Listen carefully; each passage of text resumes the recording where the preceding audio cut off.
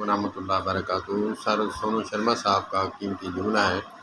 وہ فرماتے ہیں کہ غریب لوگ، جو پور لوگ ہیں، وہ گردن سے نچلا حصہ اپنا لگا کر روزی کماتے ہیں، اور رئیس لوگ یا پھر پڑھے لکھے لوگ گردن سے اوپر والا حصہ جو ہے استعمال کر کے پیسہ کماتے ہیں۔ بہت ہی قیمتی جملہ ہے کہ جو پور لوگ ہیں، غریب لوگ ہیں، گردن سے نیچے جو ہے وہ محنت کرتے ہیں، ٹانگیں ہیں، ہاتھ ہیں، اور جگر لگا کر، پسینہ بہا کر یہ کام کرتے ہیں۔ کام کرنے کے بعد پیسہ کماتے ہیں، حلال رزق کماتے ہیں۔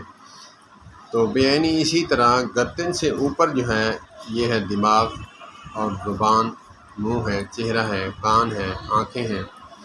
تو علم والا جو بندہ ہے وہ دیکھتا بھی ہے، بولتا بھی ہے، کانوں سے سنتا بھی ہے، اور دماغ سے سوچتا بھی ہے۔ تو گردن سے اوپر والا حصہ استعمال کر کے وہ اپنے آپ کو جو ہے گرو کرتا ہے اور پیسے کماتا ہے۔ بہت ہی قیمتی جملہ ہے۔